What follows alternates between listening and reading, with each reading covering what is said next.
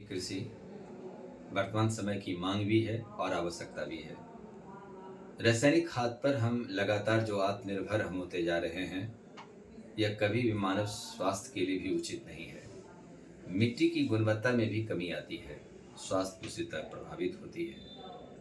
इससे बचने के लिए जैविक कृषि अभी हमारे बिहार जैसे राज्य के लिए या पूरे भारत के लिए अनिवार्य है। जैविक कृषि का सबसे पहले सिक्किम में इस पर बल दी गई। आज उसकी मांग बढ़ रही है। मांग का आधार क्यों है?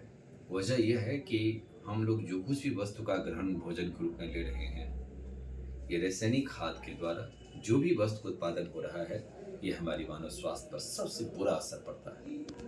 इस पर अब हमें कम से कम करना होगा। कृषि के साथ साथ पशुपालन भारतीय संविधान का अनुच्छेद 48 भी कहता है कि कृषि और पशुपालन का आधुनिक और वैज्ञानिक ढंग से संगठित किया जाए। यह चीज हमारे संविधान निर्माती सभा ने भी महसूस किया और पूर्व के समय से भी ये चलती आ रही है। इस व्यवस्था के भीतर में इस चीज को देखिए कि सरकार ने ढांचा आधारित हरित कृषि के लिए 90% को सब्सिडी दे रखा है।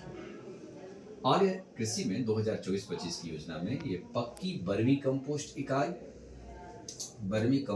इकाई और दूसरा है व्यावसायिक वर्मी कंपोस्ट इकाई और गोबर गैस या बायोगैस, तीन गैस इकाई, ये तीन प्रकार की योजना को लाया गया। इसमें पक्की वर्मी कंपोस्ट इकाई में मिट्टी की उर्वरा शक्ति को बढ़ाने के लिए केचुआ पर बल दी गई। केचुआ मिलेगा, 50% किसान को अनुदान मिलेगा। यह अनुदान की राशि में 5,000 रुपया किसानों को अधिकतम यह राशि दी जाएगी। 2024-25 में 20,000 वर्मी कंपोस्ट पिट का निर्माण किया गया। तो ये वर्मी कंपोस्ट यदि आ जाता है तो ये हमारे किसानों को बहुत ही मिट्टी की उर्वरा शक्ति, मिट्टी की गुणवत्ता में भी सुधार लाएगा और उत्पादन पर भी इसका असर पड़ेगा। दूसरा है व्यावसायिक कृषि के व्यावसायिक वर्मी कंपोस्ट इकाई के भीतर में कृषि विज्ञान केंद्र सरकारी बीज उत्पादन 100 मीट्रिक टन, 2000 मीट्रिक टन और 3000 मीट्रिक टन, ये तीन श्रेणी में इसको बांटा। इसमें दिया गया कि 40% हम आपको सब्सिडी प्रदान करेंगे। इसमें 1000 मीट्रिक टन में 6.4 लाख, 2000 मीट्रिक टन में 12.8 लाख और 3000 मीट्रिक टन में 20 लाख तक हम इसका आपको हम दे सकते हैं यह राशि। वित्तीय सहायता 3 अलॉटमेंट में, 3 इंस्टॉलमेंट में की जाएगी। 50% पहली बार दी जाएगी और दूसरी बार में 25% और तीसरी बार में भी 25% आपको दिया जाएगा। तो ये एक साथ ना मिलकर के 3 इंस्टॉलमेंट में मिलेगा। क्रम में भौतिक क्विंटल में देखा जाए तो सरकार के लक्ष्य कुछ अलग था। ये आंकड़ा निश्चित रूप से याद रहेगा। 1000, 2000, 3000, 1000 में 6.4, 2000 में 12.8 और 3000 मीट्रिक टन में 20 लाख रुपये दिए जाते हैं। तो ये आसानी से आंकड़ा याद होगा। ये इंस्टॉलमेंट 3 चरणों में होगा।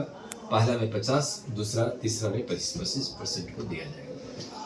हरित खाद्य कार्यक्रम के तहत इसमें से भौतिक क्विंटल में देखा जाए लक्ष्य प्राप्ति 2025 वर्ष में 2024-25 में 8,600 का लक्ष्य था। इसमें से 18,565,709 की प्राप्ति हुई। वहीं वित्तीय व्यवस्था में लक्ष्य 1,004, जबकि प्राप्ति 1434.69 प्राप्ति। जैविक कॉरिडोर योजना बिहार सरकार बना रही है। इसमें बिहार के 38 जिला में से 13 जिला को चुना और 13 जिला में 20,000 एकड़ जमीन में जो किसान इच्छुक था उसको यह व्यवस्था किया गया। 2023-24 में इस पर सरकार ने 3,192.62 लाख रुपया खर्च किया था। ये यदि आंकड़ा याद ना रहे, याद रखिएगा, जैविक कॉरिडोर योजना सरकार बनाई जो 13 जिला में चला रहा है। 13 जिला के बाद धीरे धीरे 38 जिला तक पहुंचेगा, ताकि मानव की स्वास्थ्य को बेहतर करना यहाँ जरूरी है। दूसरी बात है, इस दिशा में यदि सरकार के प्रयास सफल हो जाते हैं तो रासायनिक खाद पर जो हमारे किसान उसकी लागत मूल्य ज़्यादा हो जाता है, तो इस पर हमारे कृषि लागत भी कम आएगी। यदि वो कम आता है तो एक आत्मनिर्भर बिहार इस दिशा से भी आगे बढ़ सकता है।